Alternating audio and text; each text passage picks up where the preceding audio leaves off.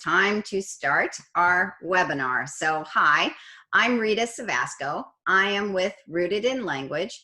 Some of you are here and you know me and you have been a follower or a new follower to Rooted in Language. Some of you are joining us for the first time, and welcome. We're so glad to have you. So I am a speech and language therapist. I have been working for over 35 years now. You can kind of tell the wrinkles. I've been doing this for a while. And I work primarily with children who struggle with reading and writing. I am a mother of 3 adult children, and I homeschooled for about 5 years. That is how I met Julie Bogart from Brave Writer. And some of you are visiting us today from Brave Writer Camp that went on this week. So welcome, we're glad to have you. Thanks for joining us. So what we're talking about today is reading and writing, and who are we and what do we know about that? Well, Rooted in Language I'm co-owner of a business, Rooted in Language, with Tracy, who's on the chat with you. And I will show you pictures of everyone who is a part of this team, this 4-woman powerhouse team that makes Rooted in Language. And we provide for you multisensory language-based approaches to help all learners, especially struggling learners, but all learners gain skills in reading and writing. And I also have a private practice that we also work in. We work with students, well, now everybody's online, but for a while it was in person and online, helping struggling learners. So what Rooted in Language brings to you comes from a place of being in the trenches, understanding what's going on, we spend a lot of time educating ourselves, trying strategies, doing it with kids, and what we know, we try to share with you through Rooted in Language. The other thing I want to tell you is that we realize that any learner at any stage can have frustration. Any person at any stage can have frustration. But if you have a struggling learner, the level of frustration we understand is higher. And so what we're going to talk about today is this reading process, reading and writing, not just reading, but this reading and writing process when kids are at these different places along the way. And we call this starting, because starting has its own challenges. Stumbling, those are challenges, and stalling. And when is the stumbling, normal stumbling, or maybe worrisome stumbling, part of the developmental process, or is this part of some learning complication? And then what about stalling? What if I'm in this mode of my child seems to be stalling, and what do I do? So that's what we're here to talk about today. Okay, if you know anything about Brave Writer and you are coming to me from Brave Writer, years ago, I taught a class for them for a number of years called Foundations in Writing. And a lot of what Rooted in Language does now is Foundations in Writing. It's that class on steroids. Well, that class was kind of on steroids. What we've done is taken all that information and made it more accessible and slower, not just one class, but many classes. And also, I am the author of The Wand. And some of you may know that Brave Writer just gave Rooted in Language me back the wand, and we are now selling it. So I'll tell you a little bit more about that at the end. But meanwhile, let's go ahead and get started. I'm really glad someone is saying that Julie sent them over here. And I want you to know that Julie actually has talked to me for years about beginning Rooted in Language. We didn't have a name for it then, but about really becoming that resource that she knows people need. And she does send a lot of people to us. Most of our followers come to us through Brave Writer. And when you have difficulty, you know, if you trust Julie, there's a real level of trust between Julie and I. So I just want to give you that sense as you're landing in this webinar today and trying to figure out who I am. You know, it's a safe place. Okay. So one of the things we put in this beginning of this title of starting, stumbling, or stalling is what my kids can do. You know, you are the expert on what your kids can do, right? You know what they can do and how talented they are in what they do well. And you know them best, right? And I know that. I felt that way about my own children, and you are the same, and I validate that. What my kids need to do. This gets a little trickier. We have a sense of this, and also it's the thing we always wonder about. And trust me, as a parent, it doesn't matter how much I knew about one field. There were a million other things I didn't know, and I always felt like, what is it my kids need to be doing? How important is this? What is it going to look like? And if they're not doing what I think they need to be doing, or what I'm going to tell you maybe they need to be doing, how do I fill those gaps? And hopefully you will feel that we've supported you in that. So, Rooted in Language, I told you we're a powerhouse of 4 women, and those of you who are here and are homeschoolers will particularly enjoy knowing that I am in the back, obviously, and I've told you about myself. Tracy Molitors is sitting beside me. She is an artist, graphic designer. She does all of our layout and graphics, almost all of them, for Rooted in Language. In front of Tracy is Claire Baker. They are a mother-daughter team. And Claire also does some of our graphics, some of our layout, but Claire does everything. She's the administrator that you probably have communicated with in order to get this class set up, this webinar set up for you. Claire also has a degree in creative writing and has training in working with children who struggle in reading and writing. And so she brings all of that creativity and knowledge into our organization. And in front of me is Moira Krzyzanowski. She is my daughter, and she is also a speech and language therapist, does a great deal of work with children who struggle in reading and writing. That is her area of expertise as well. And she also has additional training in that. And she runs most of our social media. So if you've been communicating with us on Facebook, you've communicated with me a little bit and Moira a lot. So she's really a big part of that. So all of us are working with kids, learning, putting things together, creating it for you. So we are busy, very, very busy. What I want to tell you is that we all believe strongly in this goal of getting all kids to reading and writing independence. And we realize that the how of doing that can be tricky for us, right? And tricky for our kids.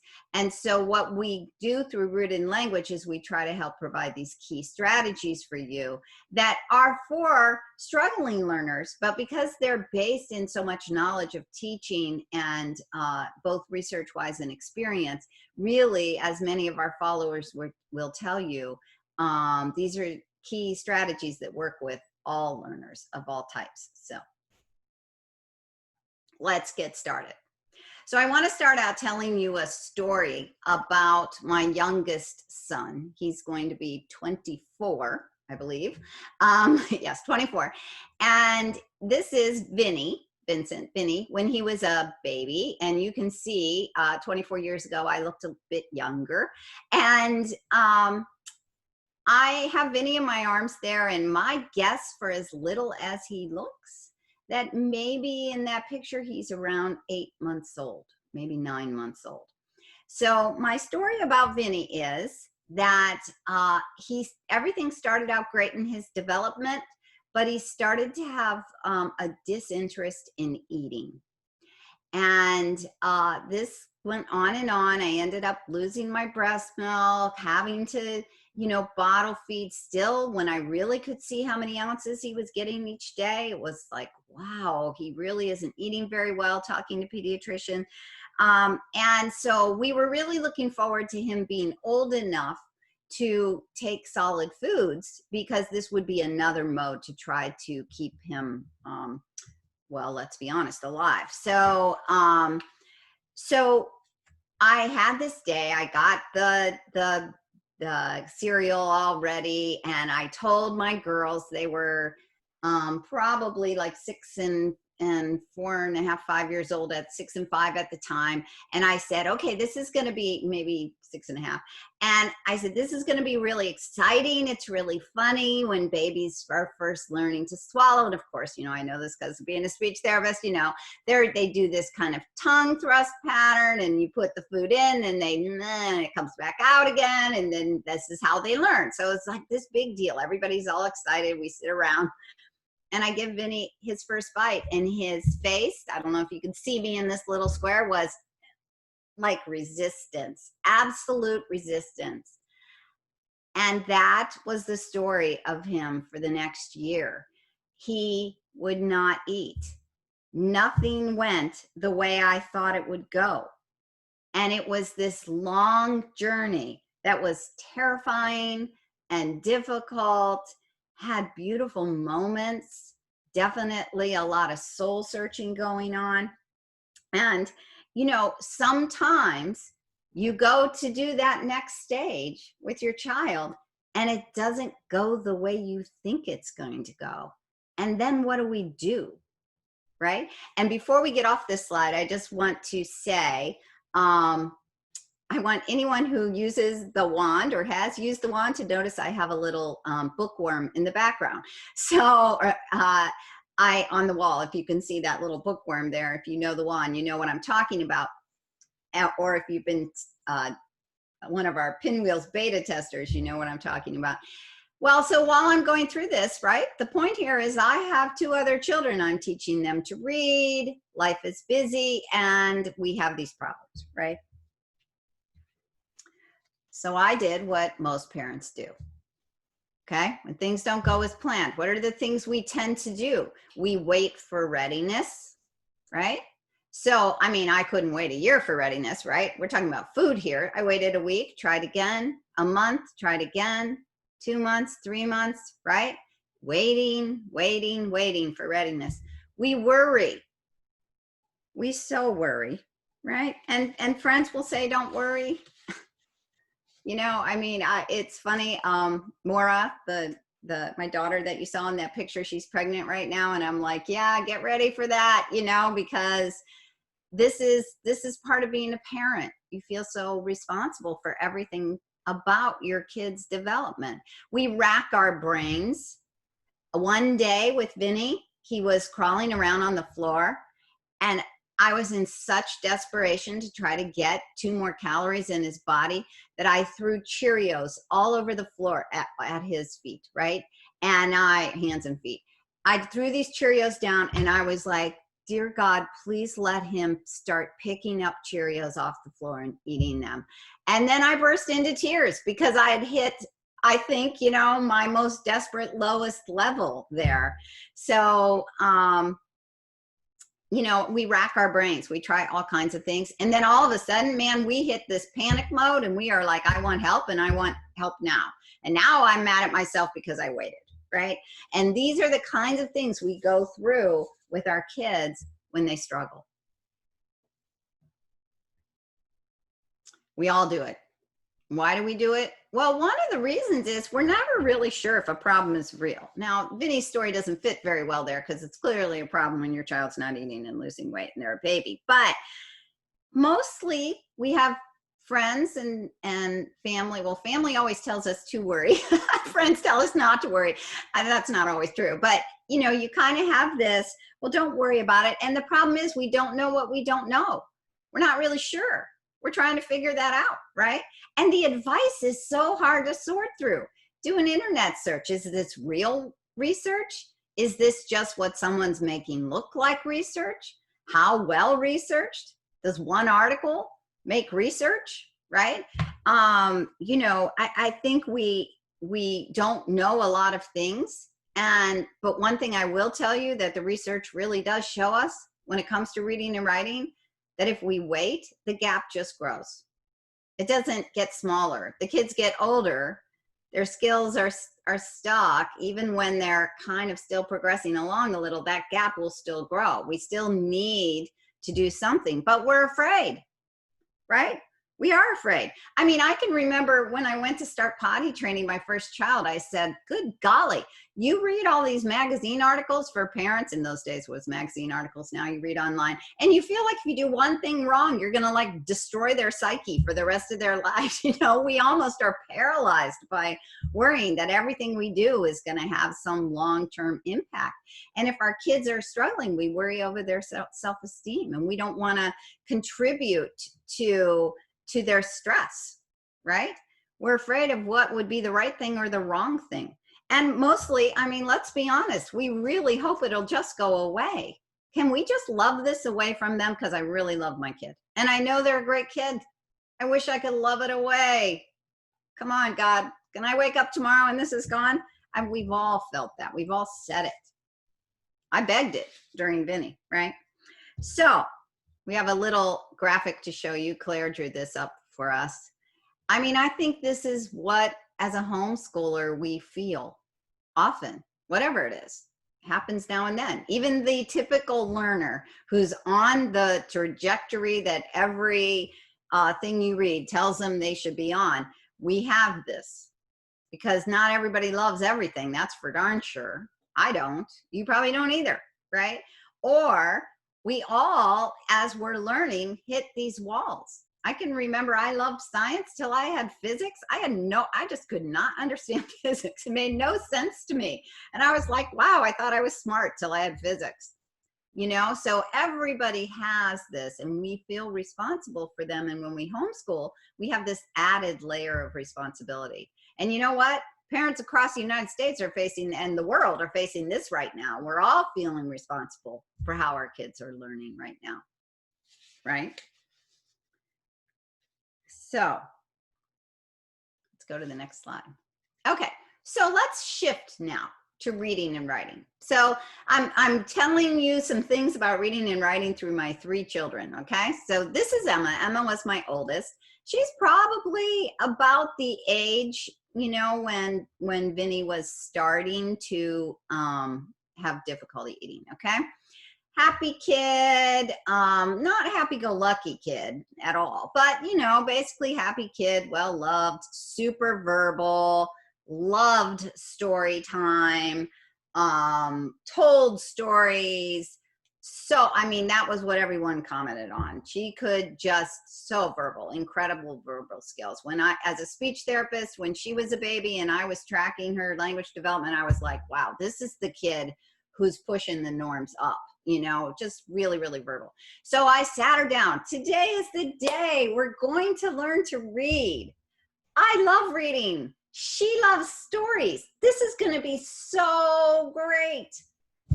Well, she pitched a royal fit. I mean, a fit. I was dumbfounded. And she literally storms off angry. And I'm thinking, what just happened here? What a disconnect.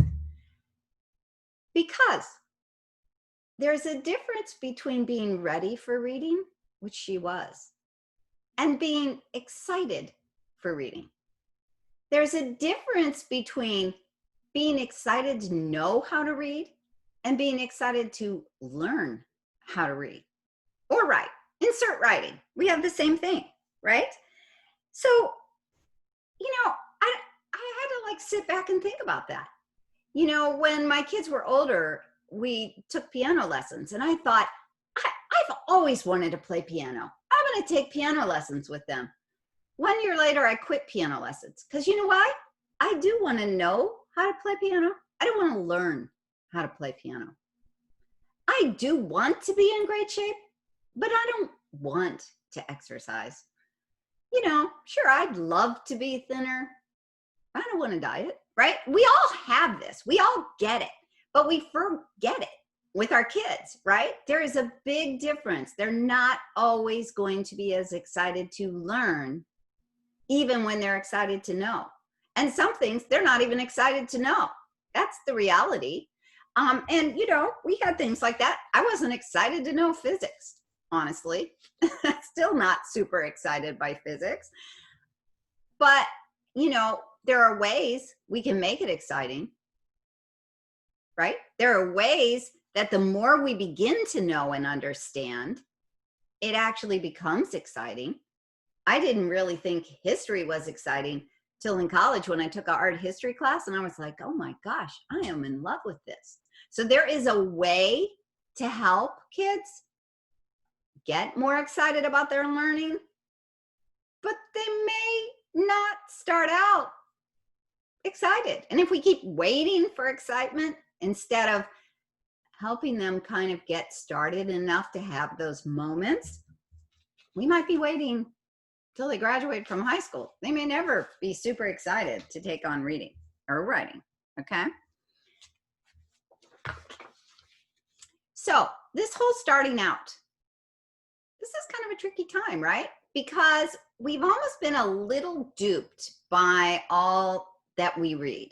Everything we read says correctly tells us that when we read to our kids, when they're sitting on our laps, when we're looking at pictures together, when we're talking, when they're learning how to turn pages, all of that builds into this preparation for reading that just can't be beat. They're called emergent skills. Kids come to starting reading, hopefully, with all these emergent skills. We know it's real. The research is interesting. I've been doing my last few blogs have been a lot about this emergent reading stage and what kids are learning and what researchers are learning about how those brain skills are getting converted to reading and writing skills once they learn to read and write. And the difference, so much research about the difference when children have these emergent experiences, these reading experiences versus children who maybe are in an environment where they don't get that. We know that. What you've done is so important, and keep it up. So important. But we've been almost misled to believe that that's all that's needed. And then when we go to teach our kids to read, that either they'll just someday kind of emerge like a butterfly out of the cocoon and they'll just read, or we think, well, when we begin reading, it'll be really easy for them because I did all this great work. And as one of the people who are on this, listening to this webinar, Brandy, said to me, and then I felt like, did I do something wrong during this emergent skill stage? Right? Because if it didn't go well, then maybe I missed something. I should have done it differently. But there's a difference between being a novice learner and being prepared to become a novice learner, right? There's a difference. So Tracy took piano when I took piano. She had more emergent skills into taking piano than me. She had this music background. She played a couple different instruments. She knew how to read, you know, okay. So I was like more the disadvantaged learner. I had taken trumpet, you know, for 2 years when I was really young and I don't remember anything. Okay. So yes, I was disadvantaged and she was advantaged. So her progress, yes, maybe was a little better, but we still both had to learn. It still took time. And we still had to get into the process of becoming a piano player. Okay.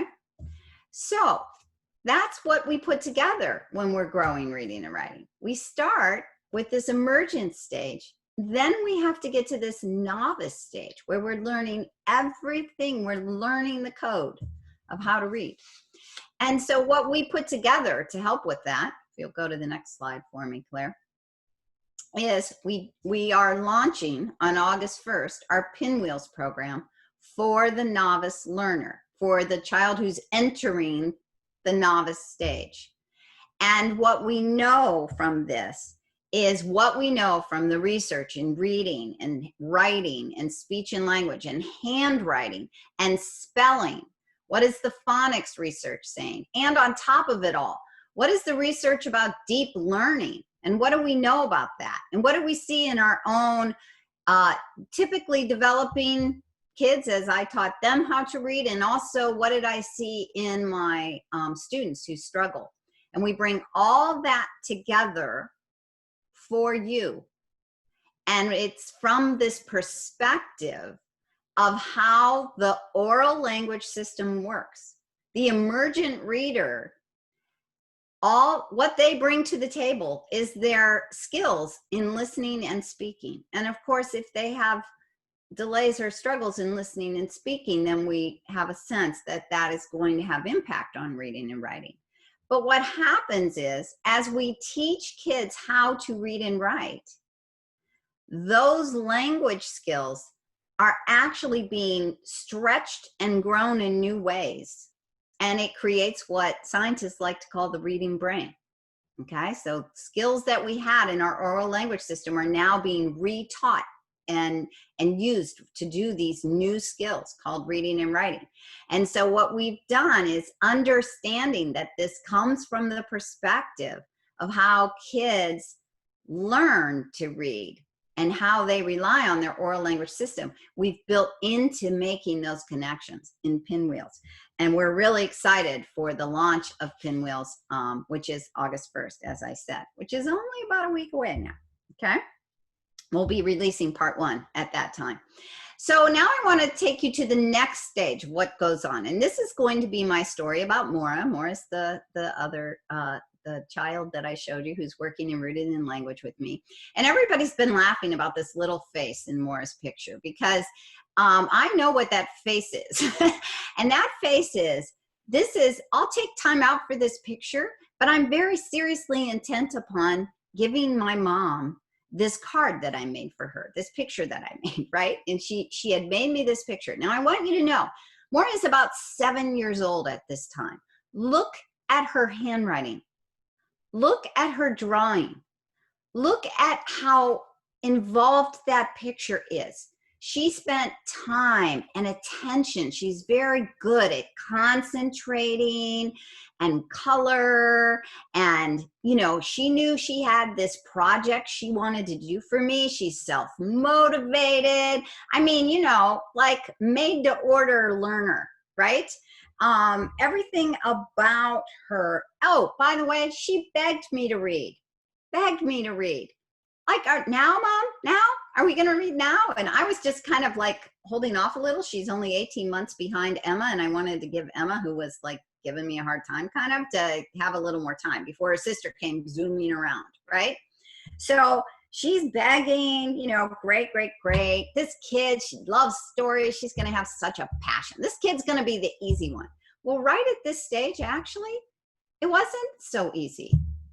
You know, my goal is the same goal for all my kids when it comes to reading and writing. I want them to love it and I want them to be good at it, right? That's my goal. Well, Moira was like, learned easily, but then kind of just like, I don't know, stumbled around, right? Like, and that quote there, when it felt like a chore, it wasn't relaxing, that's from her. That's her view of that time period.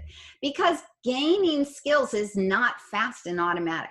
Now, you know, most of you have some nephew, niece, neighbor whose kid just like, I barely taught them to read, and before I knew it, they were fluent and on their own and they love it, and I have never had to do it again, right?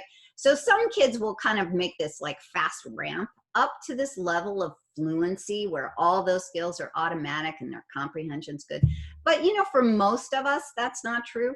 For most of us, we are converting brain cells here. Think about that. That's not an overnight experience for your average person. It's just not.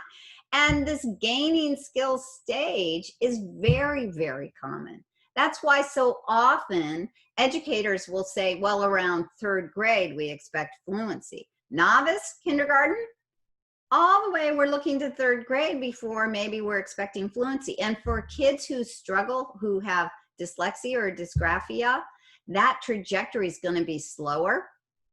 And some kids struggle so much that they might not get this automaticity or fluency, but they will make progress.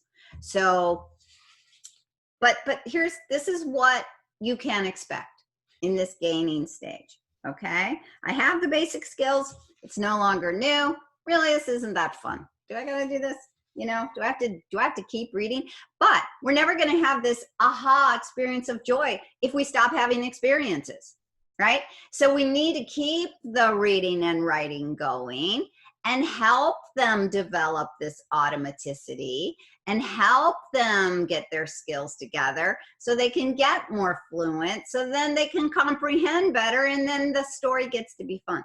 And we have to have the experiences to get to that joy. So if you'll go to the next slide. So that takes us kind of to this persevering stage, you know? And, you know, it's interesting. I could have chosen a lot of words here. Persevere. We like the idea of persevere. Slogging along. We don't really like that phrase. Sometimes persevering can feel like slogging along.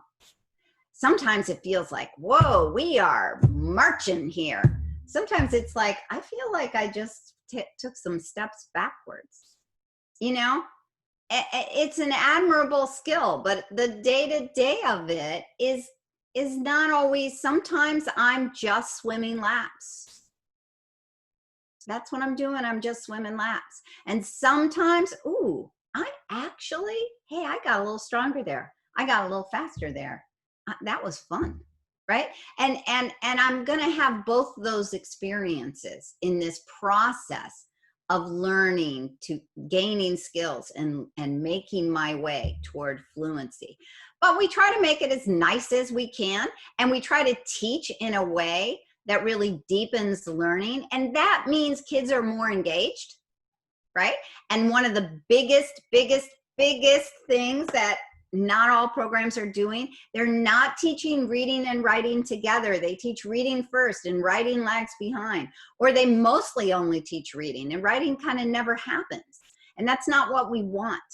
And it's not what the research supports. It doesn't even make sense as a language person. That's like saying, oh, we're only working on your listening, but we're not going to work on your speaking. Right? Now, developmentally, you might feel like, well, babies actually do start listening before they're speaking. Well, guess what? That listening is building into the speaking. And from the moment you hear that first little coo, they're already speaking. That's pretty close. That's pretty close together. Those things are happening simultaneously, you know. And, you know, some of our kids seem to be speaking more than they're listening, right? So you never know who's writing is going to be the thing that catapults them forward. I see lots of kids who are better at writing than reading, a lot of them, especially my struggling learners. And I see other kids whose reading is better than their writing. And you don't know, we want to work on it together, okay? And we do that in this gaining skills stage with the wand. And by the way, we have remodeled it. If you'll just go back there for a minute, Claire. So what the wand does is it does bring in these different areas again, just like Pinwheels does, and kind of weaves them together for you. And we have remodeled it. So we've added more of these supportive pieces just to help you as a educator, okay? So let's throw in some fun facts here. I'm giving you lots of information. I think this is really important information because our kids, when they're in this gaining stage, we're trying to figure out, well, is this like okay, or is this a problem? So here's what errors, reading errors, can look like. So if a little child's reading aloud to me and they're a brand new, more at this not really novice, their first errors tend to be appropriate for meaning and the grammar, but they're really just guessing words based on context. And how can they hold the grammar together? Because they're little talkers. They come to us as 5-year-olds who have most of their language skills. Guess what? Grammar is already there, and they're using it. So this would be an example of a child who might say puppy for dog. And why does this happen? Well, because they have a lot of context cues And usually there's pictures at this stage, right? So they have a context cue, and they don't really know how to decode yet, what we call decoding. They're not really doing these sound to symbol relationships very well. So they see the word dog, but they say puppy. Or they might see the word puppy, but they say dog. They're not like cueing in enough to what these letters are doing yet. That's what errors look like at first, okay? And then the second one is they may make an error that's visually similar, but it's unrelated in meaning. So they might read a word horse when the word is supposed to be house. And now they're starting to guess more on what the word is shaped like and looks like, and maybe beginning letters. And why does this happen? Well, for one thing, the picture cues are not as readily available over time. And so if a child's really relied on those cues and doesn't have very good decoding, then they're kind of at a loss now when they're guessing around context, okay? And they also may not be very good at tracking across sounds. And that's not just a visual issue. When we think of this tracking, we think of visual tracking. It's a skill issue. You've got to be able to read all the way across those sounds. And you've got to read all the way across those syllables. And you can't just like read the beginning and guess. But this is something that kids will do in the beginning when they're not very good yet at tracking all the way across. And then we'll see these errors that are similar in both meaning and spelling. And usually this guessing has to do with kind of speed. So kids, when they're still gaining skills, there's kind of this trade-off between speed and accuracy. And when they're being more accurate, they'll slow down more. You know, when they're speeding through, they might make more mistakes. And just so you know, that last error, I mean, you'll see this in adults now and then. But one of my goals for kids is if they're reading aloud a whole page of text, I don't want to see 3 of those or more. Because it's one thing to have an occasional error, but it's another thing to get arrested in those errors, what one of the researchers called being arrested in these errors, where these kinds of errors show us that kids haven't really worked through and need to really work through in this gaining skills stage. So that brings us to our next slide, which is when we're at this stumbling period of reading development, reading and writing development. I keep saying reading, and I keep telling you reading and writing need to be taught together. So I'm going to tell you a little story about a boy named Luke. And what's interesting about him is he actually was reading, but he didn't like reading aloud. And he did very little writing, and his spelling was just terrible, and he hated writing. He was like so janky, felt hard, you know, all of that. But it wasn't that his handwriting per se was so bad, but there was a lot. And another interesting piece about him, he kind of would hold his jaw a little bit and mumble, and sometimes his speech intelligibility would break down, especially if he started talking a little fast. And so his mom was like, you know, he's stumbling. It's not, but he was reading. So when do I need to start worrying about this, right? But there was a definite lag between reading and writing, and not just a little lag, a really big lag, okay? And those kinds of big differences between reading and writing, it can be a cue to you that, yeah, we really need to start doing something a little different here, okay? So I started looking into it, and I knew what was going on. I see this kind of weakness all the time, and we have classes that really help you build into what kind of work you would do in this kind of situation, where we teach you, the educator, how we need to work with kids. And guess what? His writing got better. His spelling got better. He liked writing. He actually ended up really liking writing. His speech cleared up, right? There's a connection in all this. And without me working on it, I know I'm a speech therapist, but I worked on his reading and writing. His speech cleared up, okay? So then they ended up moving to California. I got a call from her a couple years ago. She was like, at his private school here, They want me to be a tutor because they cannot believe that a child who has dyslexia writes like he writes.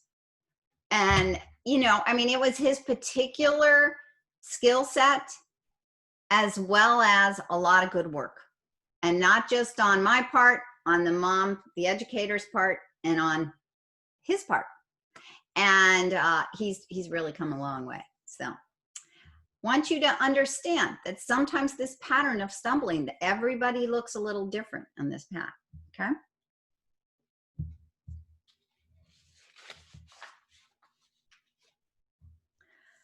So you can be stalled out, burned out, freaked out, right? You know, my child is stuck, now I feel stuck. My child's frustrated, so I'm frustrated. I'm worried, and what we say is, guess what? Your child's worried too. So a lot of times when we get this, I hate this, the resistance, I don't like it, I don't want to do it. I mean, I don't want to run. It's hard. And I'm not really good at it. I don't want to run. You know, and I think we all can kind of see where that comes from. I know I'm going to be slowest. I'm not fast, right? I don't want to be in a race. I'll be embarrassed. You know, there's these feelings of avoidance and failure. Does that make me feel good about myself secretly, deep down inside? Even though I avoided it, I like took care of the problem for the moment, that little panic attack I was going to have if you were going to make me read or write, but it doesn't really make me feel better. A lot of times parents are worried about their kids' self-esteem. And I've had so many kids say to me, and they'll write about it later when we're writing more. I always have kids reflect on their journey when they're exiting therapy with me, you know, when they're done. And they'll say, I remember feeling this. I felt secretly I worried I was dumb. I knew my mom said it was just that I had this learning struggle, but I wasn't really sure, you know, and now I get it. I understand it.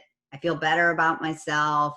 I had so many kids tell me in the end, language arts is their favorite subject because we do cool stuff with it.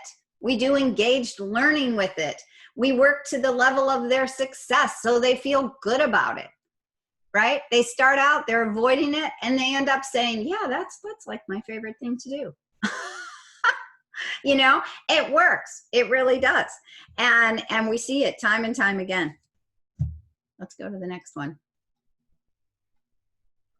So I always like to say, I mean, I just went on a trip and said this when we were stuck in rush hour, in traffic. I'd rather be driving 20 miles an hour or even 5 miles an hour than just sitting still, right? Sitting still never feels good. And even moving at the slower rate, maybe it's slower than I want, but I am still moving. That always feels better than being stalled out, right? And that's what we're about. How can we help work to this level of success, right? With Emma, one of the things I learned about Emma over time is I kind of got a label, right? And I've shared it with her. It's been a relief to both of us. She has difficulty regulating her emotions. That's hard for her. And once the person who helped me with this told me that, they said, we call it severe emotional dysregulation. I wasn't so crazy about the severe label, but emotional dysregulation, yeah, that was her. That still, you know, I'll say, well, remember, Emma, you know, sometimes regulating your emotions is still hard for you. This is feeling like a little out of control. You know, that helped me see that I have a child with difficulty, not that I have a difficult child. There is such a difference in that mindset, such a difference. And for her, it becomes, I have this difficulty, not I'm not a good person, right? There's such a difference in that. I have a coach who says, a training coach, like a personal trainer kind of guy, he always says a little more, a little better. Every day, Rita, a little more, a little better. And that's what we're really going for, this little more, little better. So what could you do tomorrow? What can you do differently tomorrow? Let's go to the next slide. Well, one thing is start having your kids read aloud. Now, I will tell you, once again, kids don't really, well, a lot of kids don't mind reading aloud. If they're a struggling reader, they usually don't really like it. It's harder. And it is true, if I have to read aloud to you, it's not as comfortable as reading to myself. And also it slows me down. So you don't have to read the whole book aloud, but let's do every day 15 minutes of read aloud. Something interesting about read aloud is if you think about what I said about the oral language system, this listening, speaking system, is there's a lot of self-teaching that goes on, a lot of connection that goes on, the sound processing connection that is a part of the reading journey and reading and writing journey, and certainly a part of the spelling journey as well. All of that happens when we read aloud, and it will show you what is going on. Remember those errors that could be arrested in some of those different phases? You'll begin to see how, oh, this is what's going on. I can see now that there are some skills here that we need to work on. We need to gain some skills, right? And so that's one of the things. There's not only this good connection of connecting to the oral language system when your kids read aloud, but you become informed about what you need to work on, and then you can come ask us and we'll help you figure it out. And also,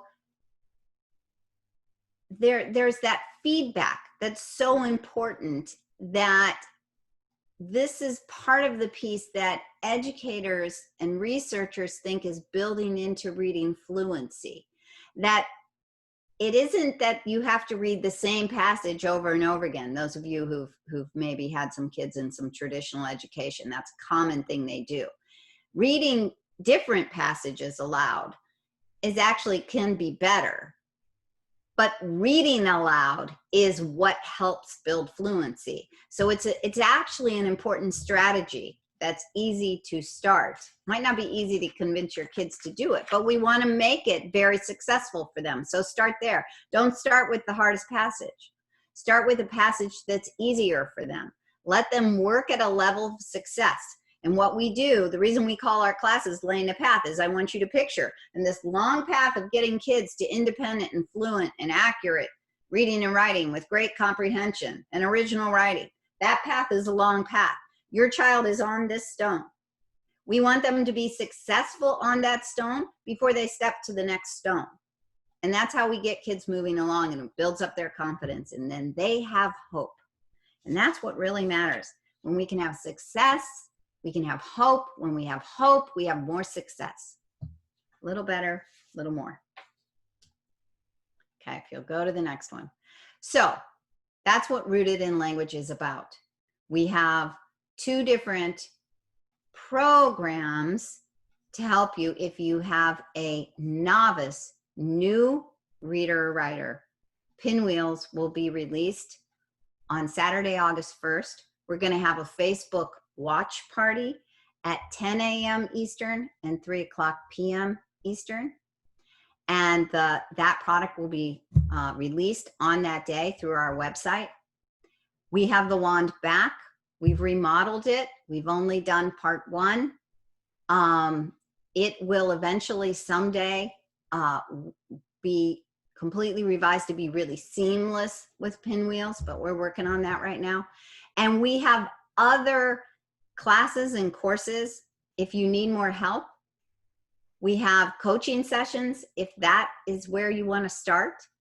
And we have so much free stuff on our website. We have blogs, we have videos, we have free downloads, we have, what am I forgetting? Podcasts, okay? So there's so much you can begin to learn and see this differently and figure out, how can I start moving my child on that path? So I hope that that has been helpful to you. And I will assume that, oh, if you go to our Facebook page, Rooted in Language Facebook page, that's where the watch party will happen. If you're interested in how the wand looks different now, we also have a video on our Facebook page. On July 16th, I had done a Facebook Live where I was showing you parts of the wand. If you want to see more of pinwheels and what it looks like internally, that's what you're going to see at the watch party. And you see that on the video with Facebook Live for the wand. If you want to know more about us, you can come to our Facebook page and begin to connect with us through that. So I hope that this has been helpful to you. I hope it gives you a sense of how to start moving along with your child as a reader and writer. Okay, thanks so much for joining. Bye.